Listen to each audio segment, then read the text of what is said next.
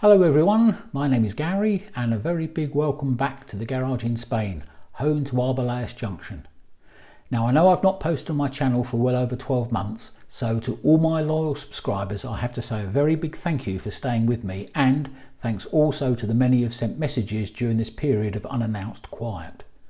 So the layout is still very much in operation and a lot has been added in terms of structures, electronics and rolling stock. All these items and more will be revealed during the coming months. However, following requests from many of my friends and fellow modelers from some of the other sites and online groups I follow and contribute to, I'm starting back by posting 2 new videos on engineering works I've recently carried out to service and repair 2 of my Dapol class 121 DMU bubble cars. So, without further ado, let's get on with the first 2 videos. As well as a need for servicing, both these vehicles have also suffered drive issues due to failed prop shaft UV joints. These videos were recorded at the beginning of September 2024 when spares at this time were not available from either Dapol or several of the usual parts retailers I tend to use. However, having undertaken this kind of repair in the past, I thought I would share the process I used to correct the issues. Rather than bore you all with the commentary on the essential tools and parts which are shown you on this first screen, I suggest you pause the video now and either take a screenshot or make appropriate notes. In the subsequent sections of these videos, I've tried to keep the voiceovers as short and to the point as possible. However, the more experienced modelers will please forgive me for stating what may appear to be blatantly obvious, as this is being said for the audience of less experienced hobbyists. So let's get started. When removing the body shell, it's very important to pay attention to the exhaust pipes at the front of the loco. The bottom of the pipes are rounded underneath the undercarriage and they'll snap off unless you ease the body shell off from the rear, as I show here.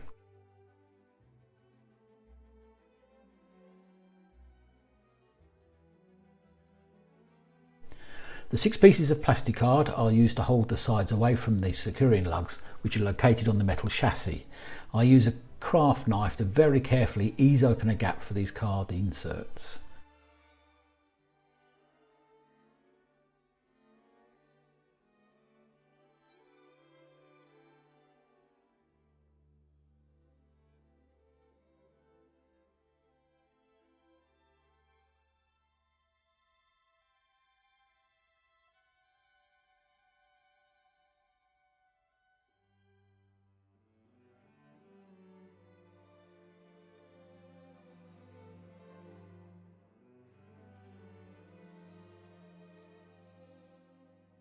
Then gently pull the rear of the body shell upwards, keeping a close eye on the front of the body so that you do not catch the exhaust pipes.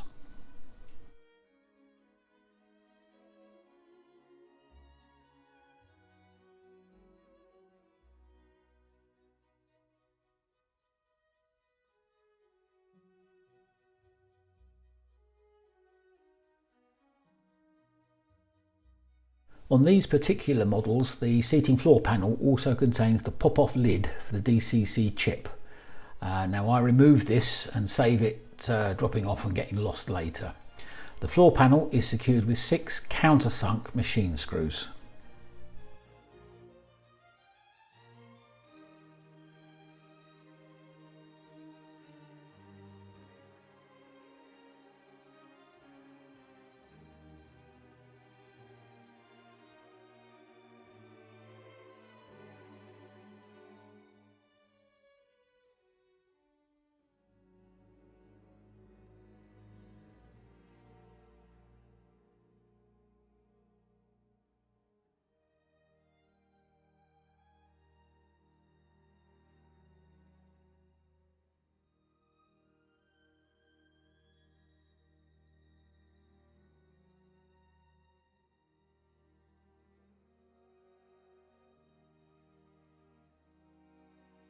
Two standard machine screws are positioned diagonally opposite each other near the rear and the front of the plate secure the PCB board in position.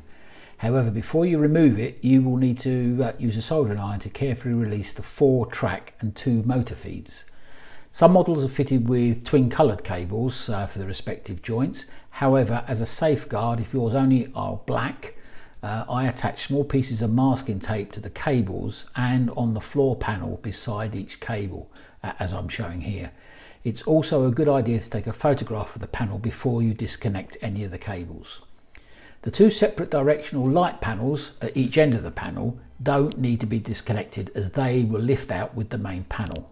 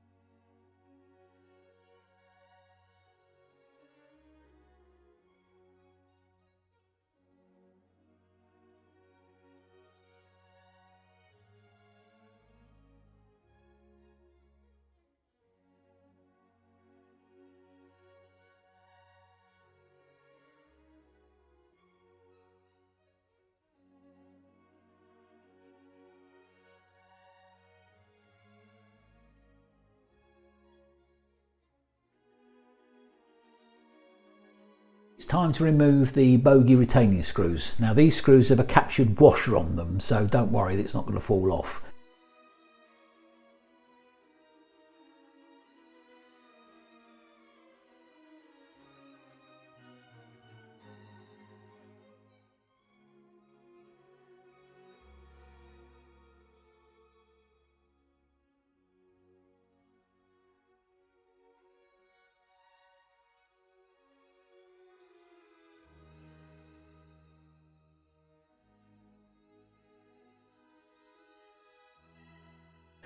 Then remove the 4 motor retaining screws, and these are just a standard machine type.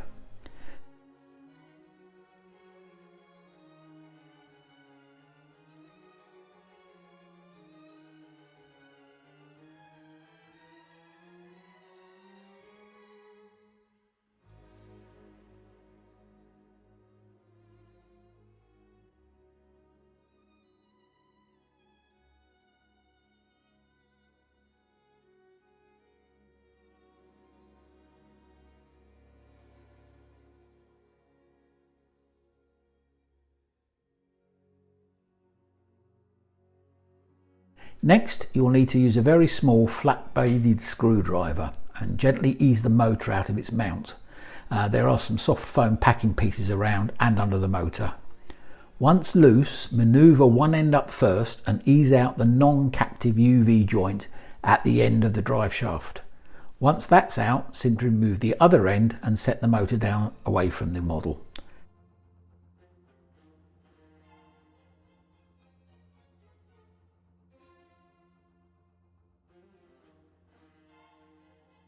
Now it's simply a job to carefully lift and tilt the chassis away from the bogies and the drive shafts. I like to keep these in the same orientation as they are and keep them like this during the whole of this project.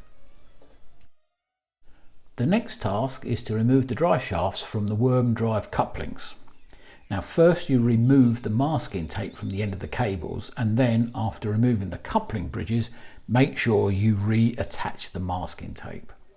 Now the bridges on the top here are secured by 2 machined screws.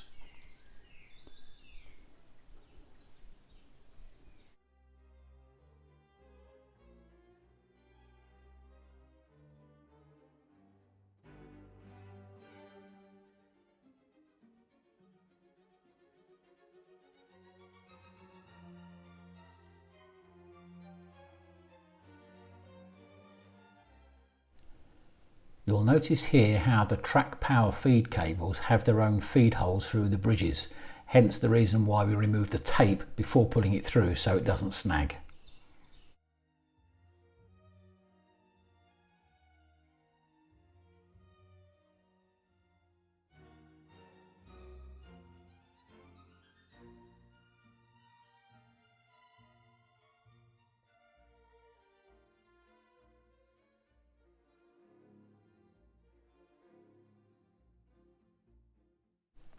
Take a few moments to familiarise yourself with the worm gear and the drive shaft action.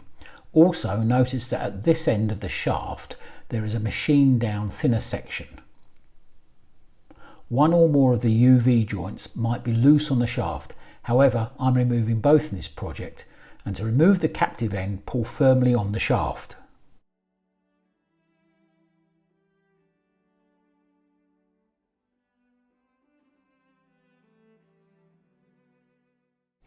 If, as in this case, the UV appears to be well secured in the coupling, keep a steady hold and a pressure with the shaft keeping it level.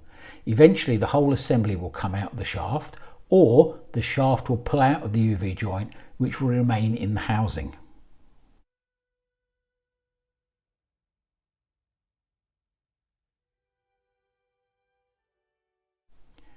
If the latter occurs during your efforts, very carefully prise the UV joint out using a fine flat screwdriver, but don't prise on the UV arm through the little side gap shown here. Use the hole in the actual UV joint and carefully wiggle it out, making sure that the little arm on the UV joint actually comes up that little side access place.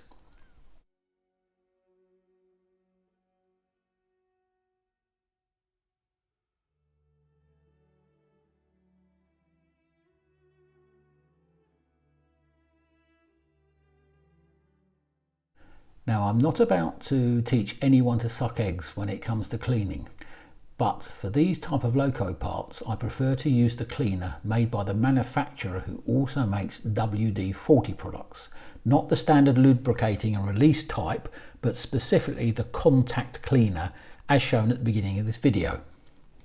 Now, I use a flat dish and an old clean stiff bristled paintbrush, along with a fine darning needle which will be used to clean out the inside of the UV joint. And finally, kitchen paper is ideal for drying afterwards.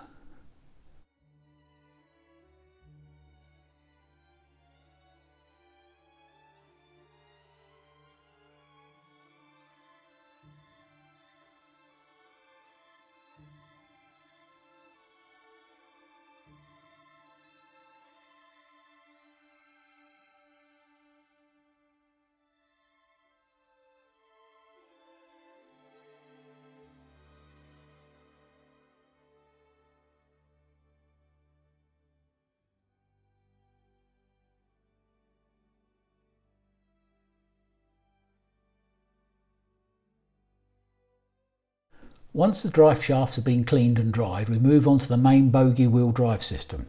This is easily exposed by first removing the drive unit from the actual bogie frame. The flat bladed screwdriver will easily push down the gap at the rear of each frame, but don't be tempted to ram too hard as it's only soft plastic. The same contact cleaner is used for the whole of these two assembly pieces. Make sure that the old lubricants are fully removed before carefully allowing the pieces to dry. The fact that the fluid is used with an aerosol means that it will evaporate in warm conditions anyway.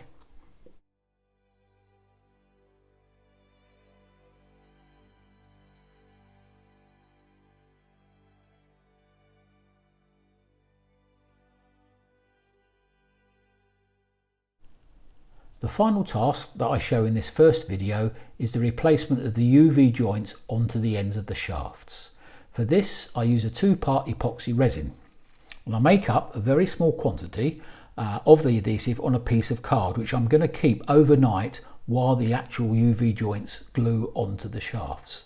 Now obviously you would follow the instructions on the particular make of resin that you'll be using.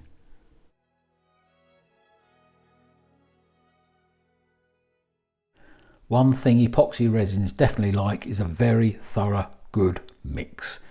I did mine for about a minute and a half, but I haven't recorded all that. Don't want to bore you that much.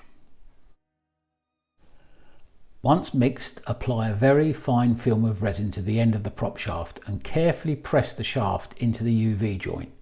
Make sure though that you only push it through so the end of the shaft is flush with the other side of the joint.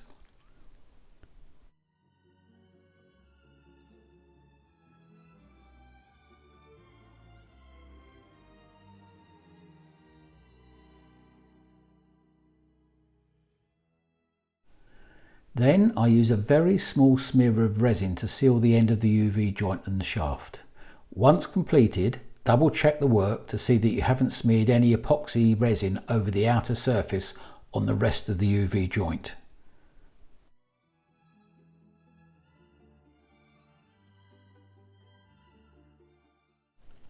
Once all 4 UV joints have been secured to the drive shafts, leave them to dry and cure for 24 hours. But don't be tempted to proceed with any reassembly until that time has elapsed. Right, I'm going to end this first video here and hope it's been of some help to those of you who are happy to try your own repairs and servicing. If you have found this video useful, please consider hitting the like button, and I'd also love that you subscribe to my channel. After all, subscribing is free, and if you do, remember to hit the little bell icon so that you're notified when my next video content is uploaded. In the meantime, stay safe and well and enjoy your modelling. Cheerio for now.